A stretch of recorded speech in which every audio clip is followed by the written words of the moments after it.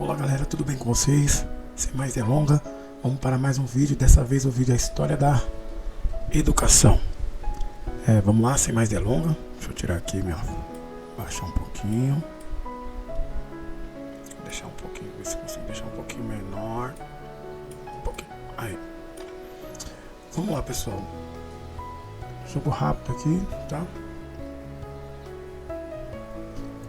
Começando pela importância da história da educação no nosso país, tem potencial formativo e reflexivo e cognitivo.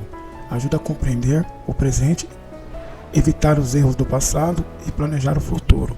Então, foco maior da educação seria evitar os erros do passado e planejar um futuro melhor, com potencial formativo, reflexivo e cognitivo. Vamos lá. Permitindo entender a construção das instituições escolares, as políticas públicas, os movimentos sociais e as transformações pedagógicas. Aqui, pessoal, eu destaco as transformações pedagógicas, né? As mudanças que vai acontecendo na forma de ensinar na educação, né? Vamos lá. A educação atual é fruto da escolha histórica, ou seja, o hoje é consequência do amanhã. Muito bom aqui, pessoal. Coloquei aqui, ó. O que se faz hoje é consequência do de amanhã. Por isso é muito importante a gente refletir tudo que nós fazemos nos dias atuais, porque o futuro vai depender do que você trabalha hoje, constrói hoje na sua vida, né? Vamos lá aqui, ó. Tópico 2. Fonte da história da educação com Libano. Pensador famoso, tá bom? Vamos lá. Os documentos oficiais. Seres legislativos relativos. Pareceres, discursos de autoria. Então aqui ele destaca alguns documentos importantes. Fontes alternativas, que seria foto, iconografia, plantas arquitetônicas, material escolar, relatos reais, né, entrevistas, correspondências diárias e autobiografia. Aqui ele destaca algumas fontes também, que faz parte, né, do estudo. Temos aqui produtos culturais, que seria a cultura, a imprensa pedagógica, sermões, relatos de viajante. Então essa é a questão cultural. Deixei aqui também um destaque: essas diversidades de fontes ampliam a análise dos fenômenos educativos em diferentes épocas. Então aqui são tudo fontes, né, que vai mudando conforme o tempo, os olhares, né, do entendimento do que é fonte histórica. Temos aqui a perspectiva de pesquisa. Então aqui vamos entrar agora nas questões das pesquisas, especialmente no século XIX, quando o Brasil era um império, né? A presença de redes de escolas públicas, mas pouco relevante, atribuída à escola popular. Ela é pública, mas nem tanto assim. Vamos lá. Estudos analisam a articulação entre o Estado, sociedade e movimentos educacionais, compreendendo a educação em sentido lato sensu. Ou seja, não só a escola, mas também social, cultural e político. Vamos colocar aqui então.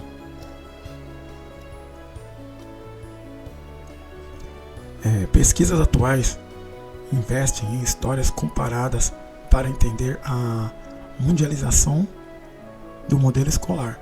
Então, as pesquisas ultimamente elas estão estudando para compreender a história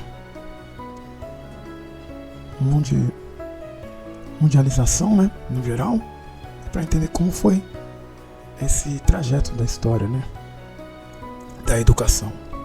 Temos aqui um ponto muito importante, que é a educação feminina oitocentista, né, quer dizer, restringe o ambiente doméstico. Então, o começo da história da educação, o campo que a mulher tinha era vista como incapaz, né, de raciocinar como os homens. No começo, a história, né, a educação, eles entendiam isso, né? O ensino era limitado para as mulheres à alfabetização básica e às práticas domésticas, bordado, costura, etiqueta. Mas já nessa época, Nízia Floresta, ela já é como uma pioneira na defesa da educação feminina. Ela já fundou um colégio, né, Augusto, defendendo a educação intelectual das mulheres. Então, Nízia nesse momento já apontava, né, a questão aí que a mulher tem valor, ela também compreende tudo igual, né? Hoje sabemos que tanto a mulher quanto o homem não tem distinção de nenhuma tipo de discriminação, todos são iguais perante a sociedade, né? Mas a mulher tem uma grande luta aí dentro da nossa sociedade machista, né? Infelizmente, hoje, no século XXI, nós ainda tem esse problema dentro da sociedade para nós combater esse tipo de preconceito contra as mulheres. Aqui eu destaco avanços posteriores, permitindo maior presença da mulher no espaço acadêmico e mercado. Então aqui, a mulher já começa a ganhar seu espaço na sociedade, né, ter voz. E aqui, no tópico 5, eu destaco a questão da educação indígena e jesuítas, né?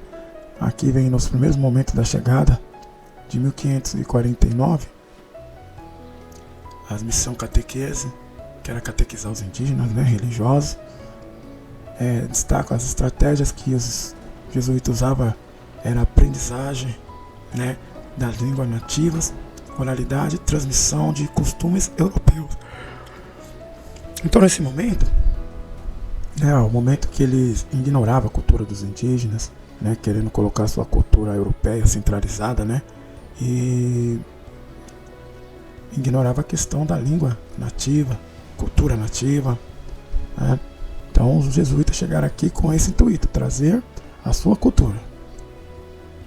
Aí temos aqui a educação era instrumento de domínio espiritual, cultural, com apoio da coroa.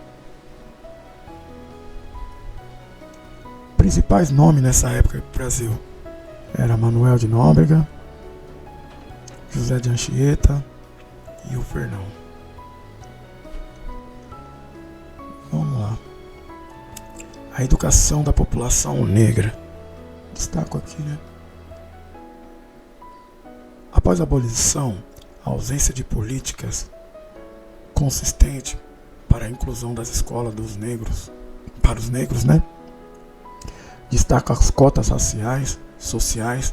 Essa lei aqui é importante, acredito que possa estar na prova também, que é a lei 12.711 de 2012, que busca corrigir desigualdades históricas, reservando 50% das vagas nas universidades a alunos de escola pública,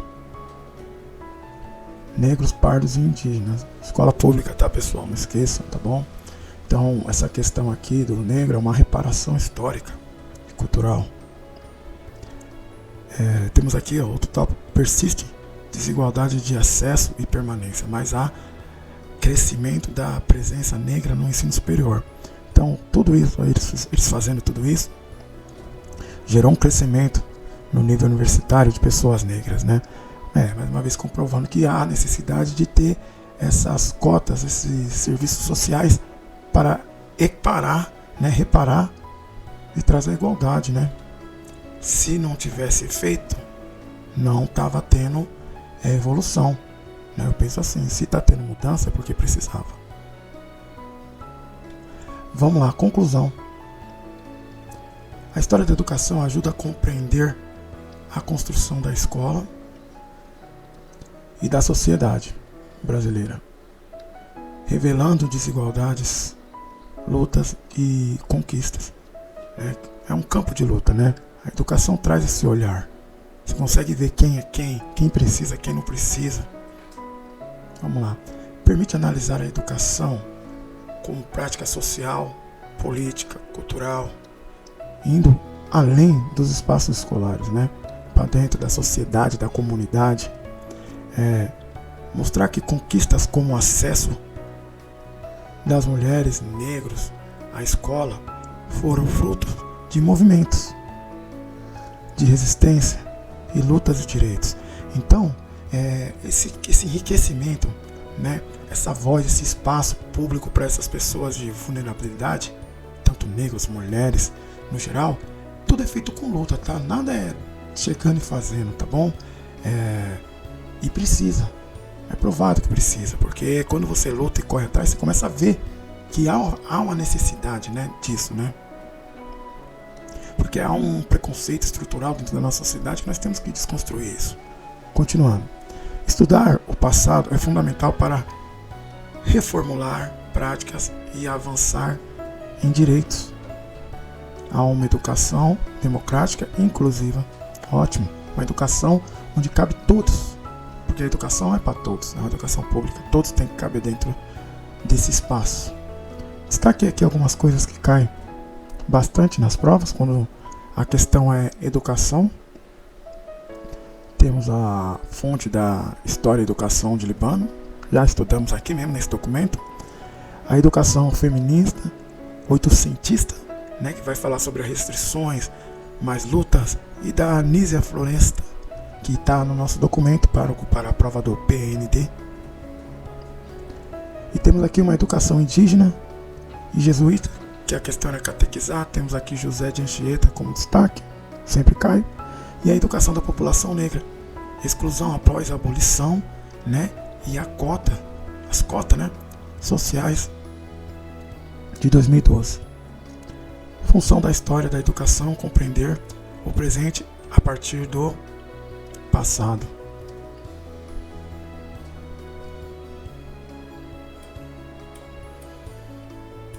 Tá aí, pessoal, é isso aí, tá bom? Agora vamos ver o nosso podcast poderoso e milagroso. Fique com Deus, um abraço.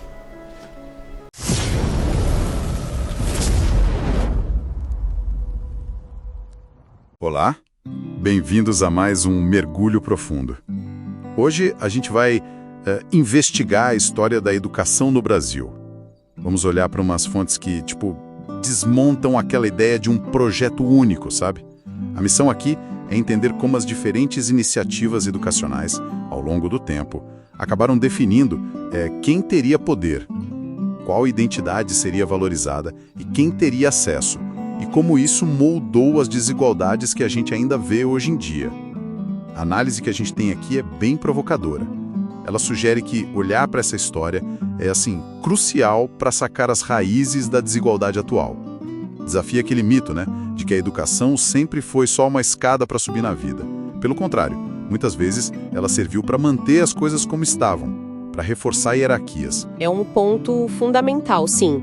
A gente vai ver como grupos diferentes, pensa na elite colonial, nas mulheres, na população negra, eles passaram por experiências educacionais, completamente distintas. E essas diferenças não foram por acaso, né? Foram desenhadas para cumprir papéis sociais bem específicos, muitas vezes de controle ou de exclusão mesmo. Vamos começar lá atrás, então. Período colonial, chegada dos jesuítas, 1549. Eles tinham um projeto claro, certo? Uma coisa dupla. Isso. Formar a elite, que é administrar a colônia, e ao mesmo tempo catequizar os indígenas. O currículo deles, o famoso Ratio Studium, que era basicamente o plano de estudos jesuíta, né? Super estruturado. Exato. Focado nas humanidades clássicas. Preparar administradores. Justamente. Mas o que realmente marca esse começo, eu acho, é a exclusividade. Era um ensino pensado para os filhos dos colonos ricos, sabe? Uma máquina de reproduzir o poder colonial. Essa base elitista não foi um detalhe. Ela deixou uma herança, pesada. Tanto que, quando o Marquês de Pombal expulsou os jesuítas lá em 1759, Sim. Ficou um vazio enorme. Mostrou como o Estado tinha dificuldade em assumir a educação de forma ampla. Entendi. Ali já nascia uma educação dividida, né? desde o início. Então, enquanto se formava essa elite masculina para mandar, o cenário para as mulheres era outro, completamente diferente. Ah, sem comparação. Para elas, a educação formal muitas vezes era vista como algo, desnecessário, até perigoso. Exato. Perigoso para a ordem social da época, né? E quando existia, o foco era naquelas prendas domésticas, quer dizer, habilidades para cuidar da casa, basicamente. Isso, e moral, religião. O objetivo era formar boas mães e esposas, manter o patriarcado. E isso não foi um descuido, né? Foi uma política ativa para limitar o papel feminino à esfera privada. Exatamente. Uma política deliberada para manter as mulheres subordinadas no espaço privado. Claro que tivemos avanços, mas, nossa, foram lentos e conquistados na marra, viu? Imagino. A lei de 1827, por exemplo, que permitiu as escolas de primeiras letras para meninas. Sim, um marco. Ou mais tarde o acesso ao ensino superior. Nada disso foi dado de bandeja, foi fruto de muita luta mesmo.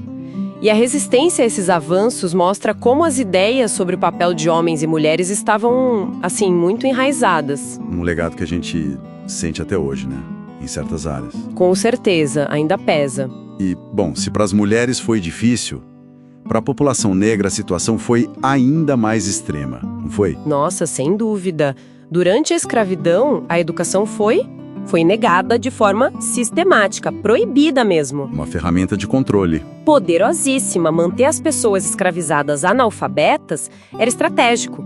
Aprender a ler era visto como uma ameaça direta à ordem escravista. Que coisa. Uma política brutal de apagamento de conhecimento e de humanidade. E mesmo depois da abolição, em 1888, essa exclusão não acabou. Ela só se transformou. Exatamente. Existiam leis, regulamentos que dificultavam ou impediam diretamente a matrícula de pessoas negras nas escolas. E faltou completamente uma política de inclusão. O sistema educacional acabou, na prática, ajudando a perpetuar a desigualdade racial. Aquela que a abolição deveria, em tese, combater. Caramba! Só que isso é fascinante. O que impressiona é a capacidade de resistência. Diante dessa negação toda do Estado, da sociedade, surgiram iniciativas próprias da comunidade negra. Ah, é?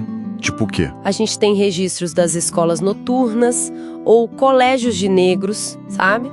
Muitas vezes mantidos por associações de libertos, por irmandades. Que incrível! Isso revela uma história que não é só de opressão, é também de muita agência, de luta pela educação como um caminho para a cidadania, para a dignidade. Essa busca pelo saber era, em si, um ato de resistência política muito forte. Faz todo sentido. E essa exclusão histórica, claro, tem uma conexão direta com as desigualdades raciais que a gente ainda vê hoje na educação brasileira. É inegável. Olhando para tudo isso, então, fica essa imagem de vários sistemas educacionais funcionando ao mesmo tempo, mas de forma paralela e desigual. Exatamente, essa é a imagem. Tínhamos uma educação para a elite, pensada para formar quem ia governar, outra para as mulheres, bem diferente, focada em mantê-las no espaço doméstico, e para a população negra, a estratégia principal foi a negação do acesso para manter a subordinação. Classe, raça e gênero. Tudo se cruzando ali. O tempo todo, se entrelaçando para reforçar essas barreiras. Historicamente, a educação no Brasil funcionou muito mais para legitimar desigualdade do que para promover mobilidade social de forma ampla, sabe? Entendi. É uma perspectiva bem dura, mas necessária. Então, o grande salto desse nosso mergulho hoje é perceber que a história da nossa educação é marcada por essa exclusão planejada, mas ao mesmo tempo por uma força incrível de resistência, de gente lutando por acesso, por conhecimento. Exato. O passado não ficou para trás, né? Ele está vivo nas disparidades de hoje, nas questões raciais, de gênero, na própria divisão entre escolas públicas e privadas. Entender essa trajetória é essencial para a gente pensar o presente. Com certeza. Isso nos deixa com uma pergunta importante para refletir, né? Se a gente sabe agora com mais clareza que a educação foi historicamente usada para manter hierarquias, quais passos concretos para além de só reconhecer essa história, que já é importante, a gente precisa dar para transformar de verdade a educação numa ferramenta de reparação, de justiça social efetiva? Boa pergunta. Fica aí a provocação para nossa reflexão.